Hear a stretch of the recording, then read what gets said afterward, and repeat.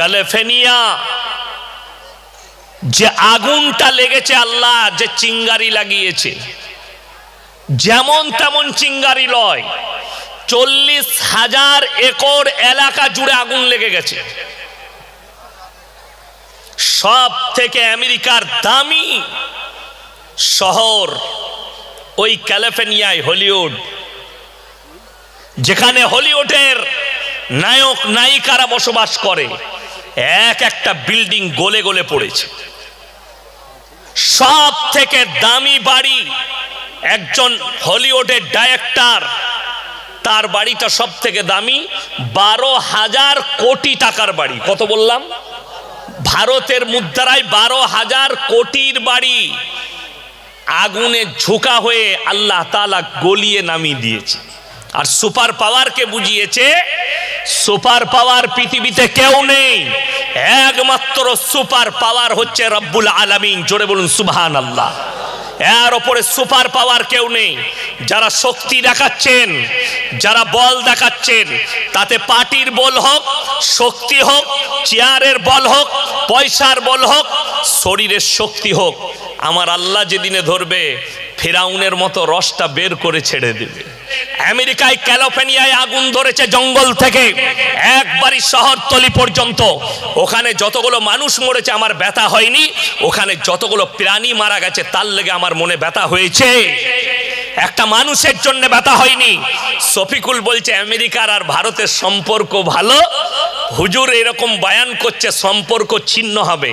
আরে হারামখোর, মেহবুবা মুফতি কাশ্মীরের মুখ্যমন্ত্রী ছিল, সে একজন নেত্রী ভারতের, সে বলেছে আল্লাহ ফিলিস্তিনকে বলেছিল জাহান্নাম বানাবো আমেরিকা, আল্লাহ তাদেরকে জাহান্নামের নাজারা দেখিয়েছে। জোরে একবার বলুন সুবহানাল্লাহ। এতে আমি খুশি হয়েছি যে আমেরিকার ডোনাল্ড ট্রাম্প 1 সপ্তাহ আগে বলেছে আমি শপথ নেওয়ার পরে গাজা আর ফিলিস্তিনকে জাহান্নাম তৈরি করব। মুসলমান ঘরে জন্ম নিলে মুসলমান হওয়া যায়? ভুল কথা। গরুর মাংস খেলে যদি মুসলমান হওয়া যেত তাহলে সব থেকে বড় মুসলমান ঋষি কাপুর হতো, যে বলেছে আমি প্রত্যেকদিন ডিনারে গরুর মাংস খাই। কত অমুসলিম ভাই গরুর মাংস খায়, খায় না? খায় না? কতজন খাচ্ছে? প্রকাশ্যে বলছে মিডিয়ার সামনে।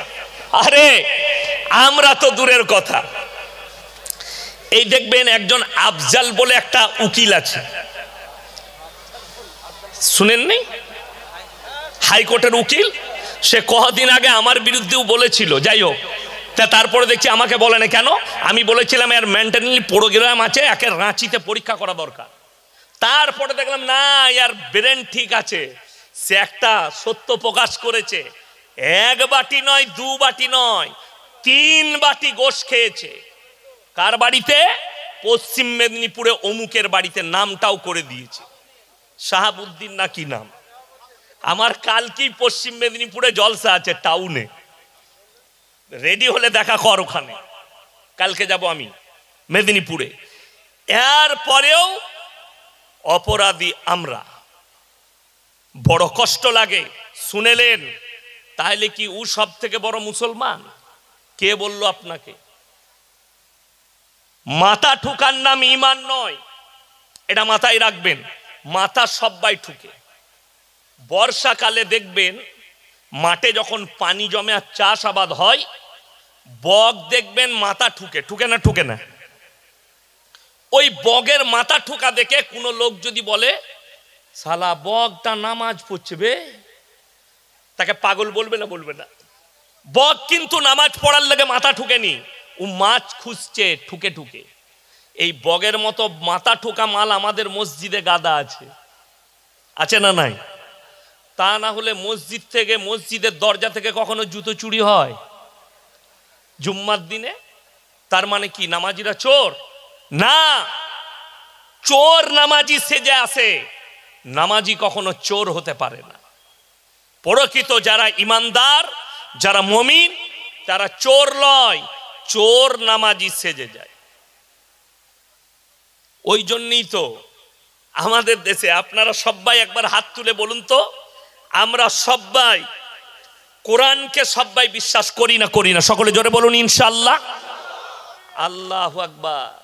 সবাই হাত তুলেছে, আর আমি এই মহেশনগরে প্রমাণ দিয়ে যাব যে আমরা হাত তুলে বুক ফুলিয়ে বলি, মুখেতে স্বীকার করি, আল্লাহর কোরআনকে বিশ্বাস করি। আল্লাহর কসম খেয়ে বলছি, পৃথিবীর যতগুলো মৌলবি, মুহাদ্দিস, মুকাররির, মুফাসসির, সাহিত্যিক, জ্ঞানী, মনীষী, যারা যতগুলো কিতাব লিখেছে, কেউ তার কিতাবে লিখতে পারেনি আমার কিতাবে কোনো ভুল নাই।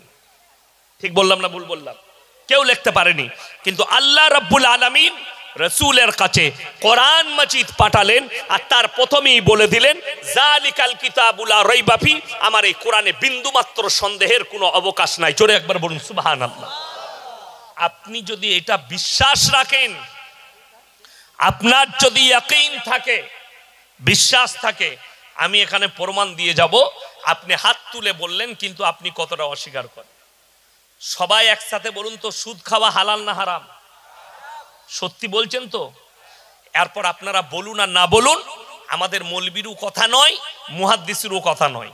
কোরআনে স্পষ্ট আছে, ওয়াহাল্লাল্লাহুল বাইয়া ওয়া হাররামার রিবা, সুদকে হারাম করেছি, ব্যবসাকে হালাল করেছি। জোরে বলুন সুবহানাল্লাহ। ব্যবসা হালাল, সুদ হারাম।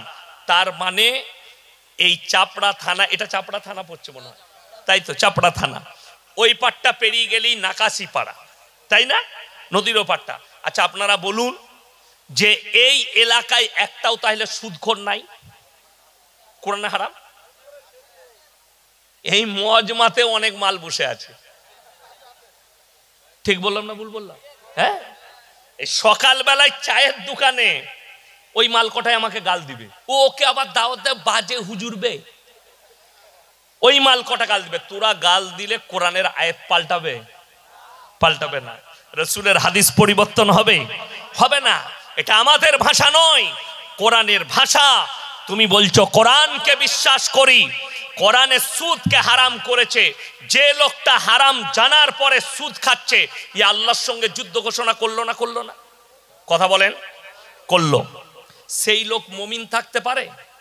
শুনেলেন রাসূলের হাদিস, 1 টাকা যদি কেউ সুদ খায়, সব থেকে নিম্ন স্তরের পাপ হচ্ছে নিজের মায়ের সঙ্গে 36 বার জিনা করার সঙ্গে পাপ হবে। জোরে বলুন নাউজুবিল্লাহ।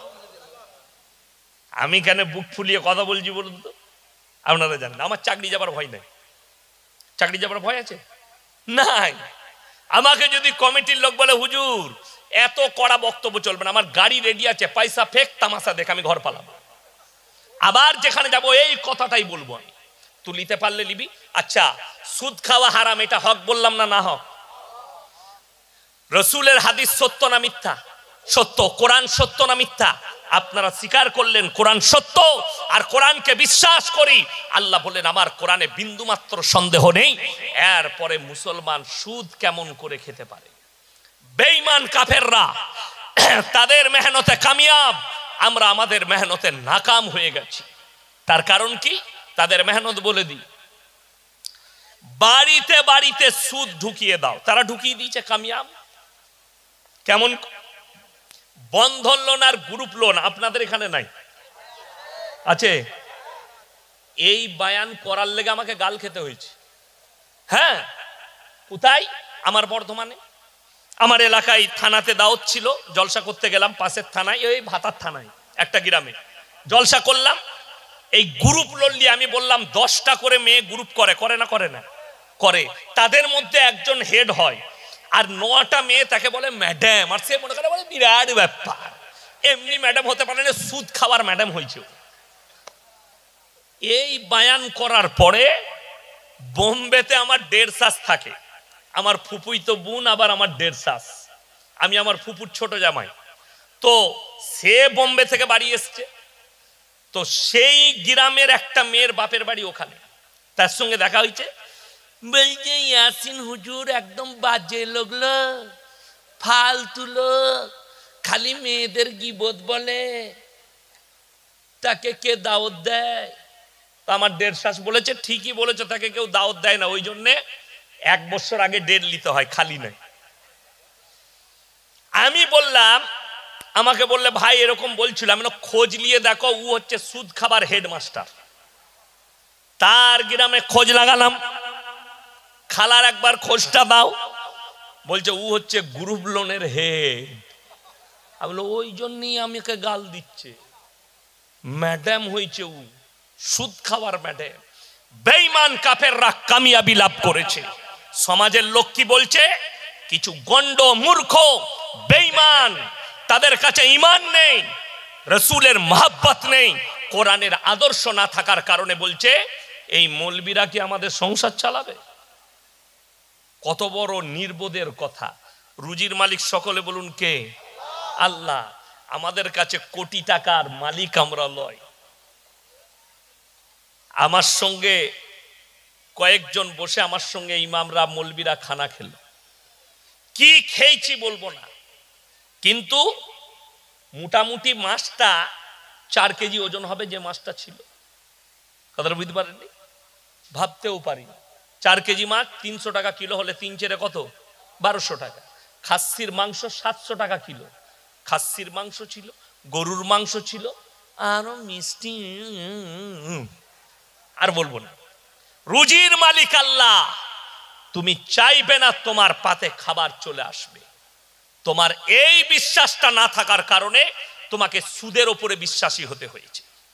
রুজির মালিক আল্লাহ। এই হালাল রুজি শুনেলেন, আপনি মনে করছেন হুজুরকে দাওয়াত দেব, দিয়ে দোয়া করব।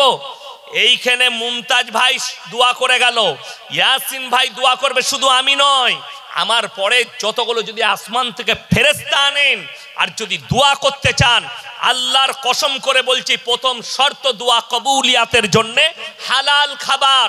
এইটা যদি আপনার কাছে না থাকে, আপনার দোয়া কবুল হতেই পারে না। আপনার কাছে নাই। অনেক মুমিন ব্যক্তি মনে মনে করে, আপনি মনে মনে ভাববেন আমি নামাজ পড়ি, আমি রোজা রাখি, আমি হালাল খাই, আমি অন্যায় করি না, কিন্তু আমি দোয়া করি, আমার কাছে বরকত নাই কেন? বরকত হবে কি করে? আপনি দোয়া করছেন আল্লাহ আমাকে বড় লোক করে দাও। দেখেন বাংলাদেশের এক চাচা নামাজ পড়তে গেছে মসজিদে, মুখে দাড়ি আছে, আল্লাহ গো 1 ঘর লটারি কেটেছি, আল্লাহ 1 কোটি ফেলি দিও, যদি পড়ে যায় আল্লাহ তোমার ঘর থেকে জীবনে বেরোবে না। এই দোয়া কখনো মসজিদে করা যায়? লটারি হারাম না হালাল? হারাম। ওই নির্বোধকে কে বুঝাবে যে হারাম দোয়া আল্লাহর কাছে কি করে কবুল হবে? আপনাকে আমি দেখিয়ে দেবো, বেথুয়া ডহরিতে দেখাবো, আপনাকে ধুবুলিয়ায় দেখাবো, চাপড়ায় দেখাবো।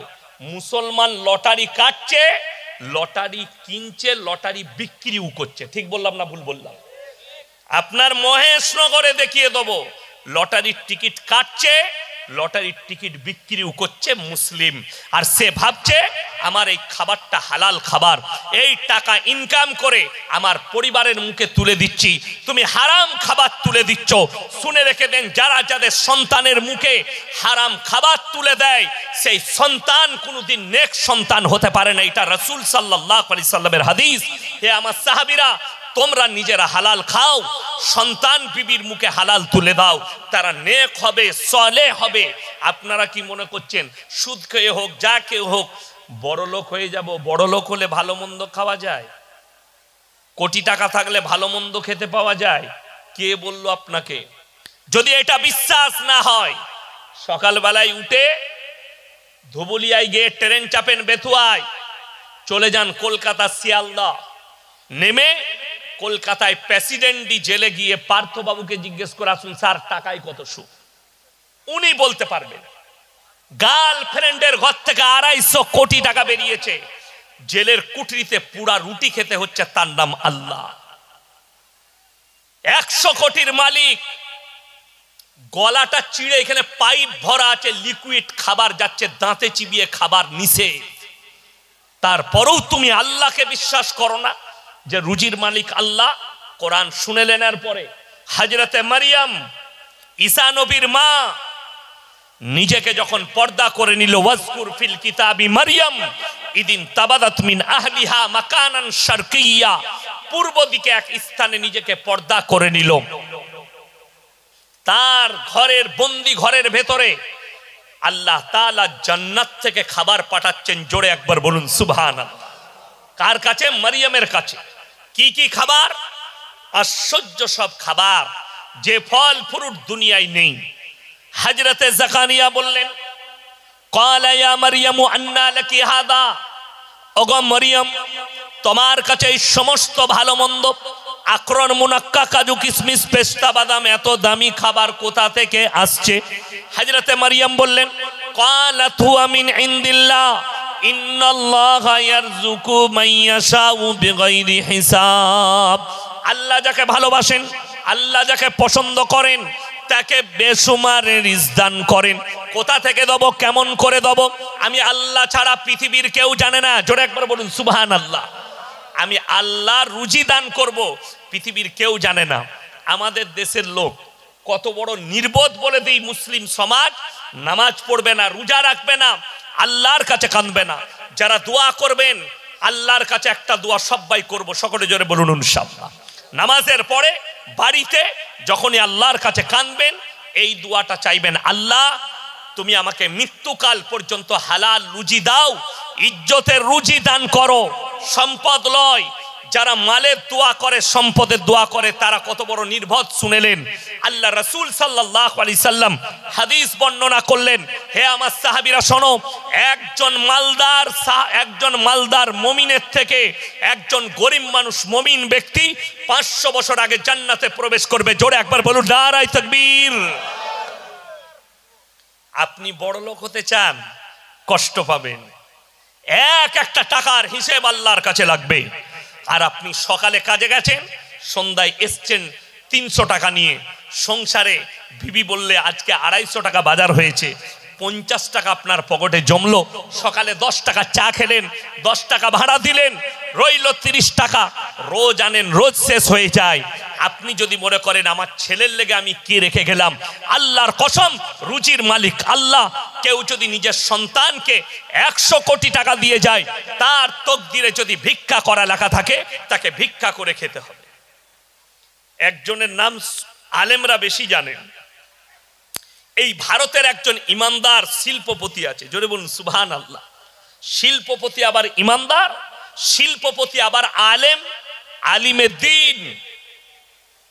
তিনি হচ্ছেন আসামের হযরত মাওলানা আলহাজ বদরুদ্দিন আজমল সাহেব। নাম শুনেছেন না শুনেন? তার ব্র্যান্ডের আতর নদিয়া ডিস্ট্রিক্টে একটাও দোকান নাই, বর্ধমান জেলায় একটাও দোকান নেই, মুর্শিদাবাদে একটাও দোকান নেই, কোন জায়গায় দোকান নেই। কেন? তার ব্র্যান্ডের আতর কেনার ক্ষমতা খুব কম লোকের আছে। মুম্বাইয়ে আছে, হায়দ্রাবাদে আছে, দিল্লিতে আছে, প্যারিসে আছে, লন্ডনে আছে, আফ্রিকায় আছে, আমেরিকায় আছে, দুবাইয়ে আছে, কাতারে আছে, কুয়েতে আছে, লেবাননে আছে। প্রত্যেকটা দেশে তিনার ব্র্যান্ডের আতর বিক্রি হয়। তিনার আতর দিয়ে কাবা ঘর ধোয়া হয়। সেই ব্যক্তির আসল হিস্ট্রি শুনলে আপনি অবাক হবেন। তিনার আব্বা মাহমুদ আলী রোডে বোম্বাইয়ে পেটি করে আতর বিক্রি করতেন। আজকে এই হালালের ওপরে বিশ্বাস করার কারণে তিনি একজন আজকে শিল্পপতি। জোরে বলুন সুবহানাল্লাহ। আপনি হালালের ওপরে বিশ্বাসী হন, তকদিরে যদি 100 কোটি লেখা থাকে আপনি 100 কোটিই পাবেন। কথাটা বুঝতে পারেননি? কত পাবেন? 100 কোটি। আর তকদিরে যদি ভিক্ষা করা লেখা থাকে, আপনার বাপ যদি 1000 কোটি দিয়ে যায়, আপনাকে ভিক্ষা করেই খেতে হবে। এটা আল্লাহর ফয়সালা। যদি আপনার তকদিরে লেখা থাকে, অবাক হবেন শুনে আমাদের সমাজ কতটা নির্বোধ। আমার মাদ্রাসায় আমার বেতন 11,000 টাকা। আপনাদের ইমাম সাহেব কই? কোথায়? কই আপনি? ও আল্লাহ, ইমাম সাহেব বসে আছেন। আপনার বেতন কত? কটা মসজিদ? 5টা মসজিদ। মহেশনগরের মতো গ্রামে যদি 5,000 টাকা ইমামের বেতন হয়, নামাজ হবে না। কোন বাপের বেটা আমার ফতোয়া কেটে দিলে সেই মৌলবীকে আমি স্টেজে ডাকছি, নামাজ হবে না। পরিষ্কার কথা। যাই হোক, আচ্ছা বলুন, ইমাম সাহেবের বেতন 5,000 আর আপনি প্রত্যেক দিন ব্যবসা করেন, 20,000 টাকা রোজ রোজগার করেন। সে এসে ইমামকে বলছে, হুজুর আমার ব্যবসা না খুব খারাপ যাচ্ছে, কি করব বাপ? বলে হুজুর একটা বরকতের তাবিজ দে। কথা বুঝলেন? আচ্ছা, যে লোকটা রোজ 20,000 টাকা রোজগার করে, মাসে কত ইনকাম হতে পারে? 3 কোটি কত? 60। ক লাখ টাকা? 6 লাখ। ইমামের মাসে বেতন কত? 5,000। তো যদি ইমামের তাবিজে তোর ব্যবসায় বরকত হবে, তা তুই আগে বড় লোক হবি না ইমাম আগে হবে? আচ্ছা, আমরা মৌলবীরা বুকা যে লোককে তাবিজ দিয়ে বড় লোক করে দেবো আর আমরা গরিব থাকবো? পৃথিবীতে এরকম বুকা লোক আছে। কিন্তু অবাক লাগে, আপনি আমার কাছে তাবিজ নিচ্ছেন, আমি আপনাকে বরকতের তাবিজ দিচ্ছি, অথচ আমার বেতন 11,000। কষ্টটা এই জায়গায়। শুধু তাই নয়, এখন তো এমন ডেঞ্জার দাঁড়িয়েছে, অনেক মেয়েরা ছেলে হচ্ছে না, অসুবিধা নাই, এমন হুজুর আছে তাবিজ দিলেই বেটা ছেলে। হ্যাঁ, বলছে আমার তাবিজে বেটা ছেলে হয়, খোঁজ নিয়ে দেখুন সে হারাম করে একটা বেটা নাই। আমি আসি, আচ্ছা আমি তাবিজ লিখতে পারবো না? পারবো না, কথা বলে না? পারবো। তাহলে আমার কটা বেটা হওয়া দরকার ছিল? আমার তো দুটোই মেয়ে, দুটোই মেয়ে। তো আমাদের তাবিজে বেটা ছেলে হলে পঞ্চায়েতের প্রধান তোমরা কি করে হতো? হুজুররা হতো। ইসলামে 4টা বিয়ে জায়েজ না জায়েজ নাই? জায়েজ আছে। 4টা বিয়ে করতাম, 4 10 কত? 40টা বেটা, প্রতি বছর একটা করে এক একটা বইয়ের 4টা করে হতো, 4 10 40। পঞ্চায়েত কার? লাঠির জোর আমার, পঞ্চায়েত আমার। কথাটা বুঝতে পারেননি? অবাক লাগে, আমাদের ছেলে হচ্ছে মেয়ে। এইটাই দুর্বলতা। এই আমাদের কিছু যুবক যুবতী আছে, এরা যে কেন কলেজে পড়াশোনা করেছে আল্লাহ ছাড়া কেউ জানে না। এরা কত দুর্বল বলে দিই, কত মূর্খ। কলেজে পড়ছে, কিসে পড়ছি রে? 3rd ইয়ার। কিসে পড়ছি? বলে MA করছি। কিন্তু হারামখোর 7 মাস একটা মেয়েকে প্রেম করেছে, এরপরে মেয়েটা মোবাইল সুইচ অফ করে দিয়েছে আর ফোন তুলে না। ই তখন হুজুর খুঁজে বেড়াচ্ছে, কি হলো রে? ঘুম হচ্ছে না কেন? বলছে সুইচ খুলছে না, যা টাকা লাগে তুমি একটু ফোনের সুইচটা খুলে দে। শালা হুজুরের তাবিজে ফোনের সুইচ কি করে খুলবে? হ্যাঁ, হুজুর বললে বাবা চিন্তা নেই, 5,001 টাকা দাও, সুইচটা 1 সপ্তাহের মধ্যে খুলে যাবে। মোবাইলে খালি অ্যাড গুলো দেখলেন, এক এক হারামখোর এক এক রকম অ্যাড দিচ্ছে। কেউ 72 ঘন্টার মধ্যে কারো বউ পালিয়ে গেলে এনে দেয়। আমি একজনকে ফোন করেছিলাম কলকাতায়, বাবাটার নাম করব না, তাকে সবাই চিনে যাবে। কেন? অনেকজন শুনবে আমার জলসা। তাকে বলছি ভাই তুমি বশীকরণ করতে পারো? বলে হ্যাঁ। মেয়ের নাম বলুন, কাকে বশ করতে হবে? আমি বললাম আমি মোদিজিকে বশ করতে চাই, সে যেন আমার কথাই চলে। সে তখন আজ করেছে, বলছে हमारे साथ मजाक कर रहा। बोले अबे मजाक नहीं कर रहा हूं, तूने तो बताया कि हम वशीकरण कर देते। तो हमारा मोहब्बत जो है देश के प्रधानमंत्री जी से है, अगर हम कुछ भी कहे तो वो हमारा बात सुने, ऐसे कर दो, कितना पैसा लगेगा? तो আমাকে 2-4টা মা বোনের গালি দিয়ে ফোনটা কেটে দিলে। মানে মাল ভণ্ড। কথা বুঝতে পারেন? আপনারা বলুন, আমাদের তাবিজে যদি এই অনেক মা বোন আছে, হুজুরের কাছে গিয়ে বলছে কি হলো গো, শাশুড়ি এত জ্বলায়, টিকতে পারছি না, কি করতে হবে?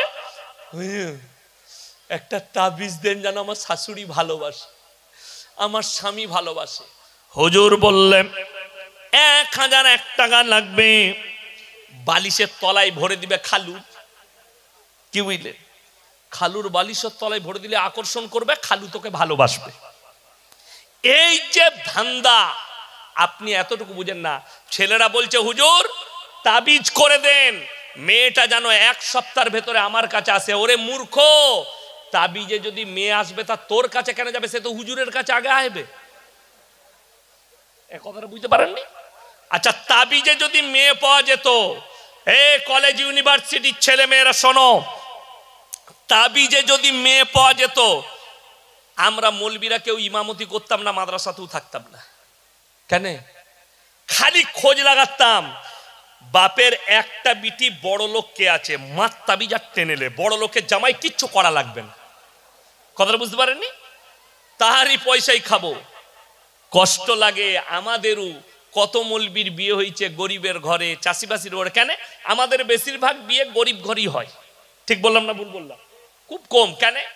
এ এখনকার যারা স্ট্যান্ডার্ড মেয়ে, বড় লোকের মেয়ে, তাদেরকে যদি বলা হয় তোমার লেগে একটা ছেলে দেখেছি, কেমন? দাড়িওয়ালা নামাজি মুসল্লি ছেলে, নো বিয়ে করবো না। দাড়িওয়ালাকে বিয়ে করবে না। কাকে করবে?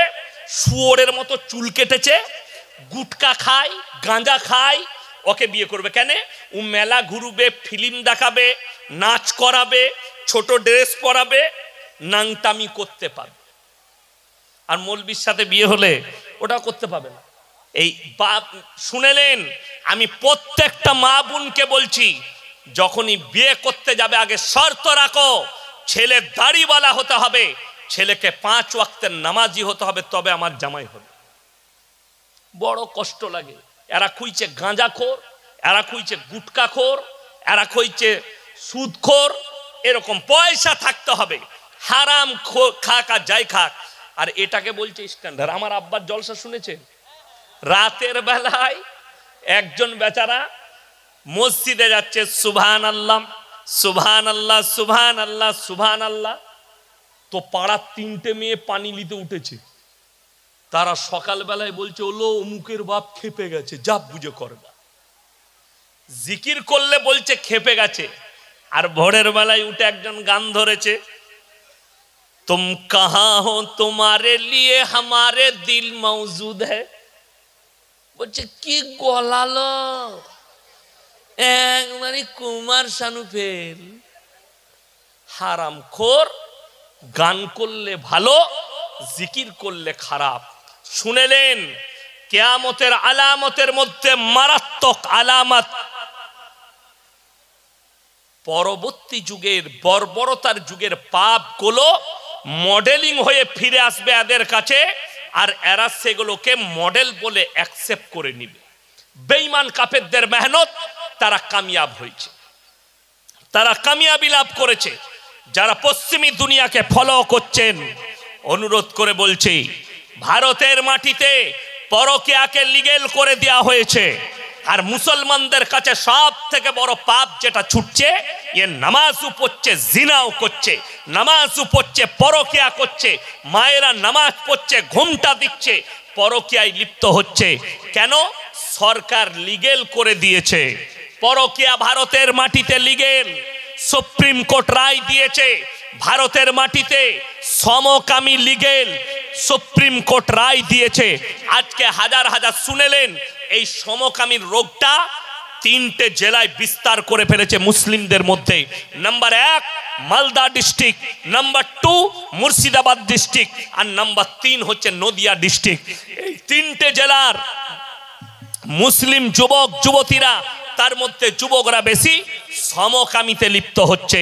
আমার মুসলমান ভাই যারা ভাবছেন এই পাপটা কবেকার, এটা রসুলের জামানা নয়, এই পাপ হযরতে মুসা নবীর জামানা নয়, এই পাপ হচ্ছে হযরতে লূত নবীর কওমের। আল্লাহ যাদেরকে রুটির মতো পাল্টিয়েছে, আজ পর্যন্ত ম্যাপ খুললে দেখা পাবেন, সেই ম্যাপেতে এমন এক সাগরের নাম আছে যার নাম বৈজ্ঞানিকরা মরা সাগর রেখেছে, যেখানে একটা পোকা মাকড়ও জন্মায় না, কীট পতঙ্গ জন্মায় না। আল্লাহ তাদেরকে এত অভিশপ্ত করেছেন। হে আমার মা বোন, হে আমার ভাই, আল্লাহ রাব্বুল আলামিন এই পাপের কারণে হযরতে লূত নবীর বিবিকে আল্লাহ জাহান্নামী ঘোষণা করেছেন। সেই লূত নবীর বিবির, আমার মায়েরা শুনবেন, মারাত্মক 2টো অপরাধ। নাম্বার 1 আল্লাহর অবাধ্যতা করা, আল্লাহর নবীকে অবিশ্বাস করা। নাম্বার 2 মারাত্মক অপরাধ হচ্ছে স্বামীর অবাধ্যতা।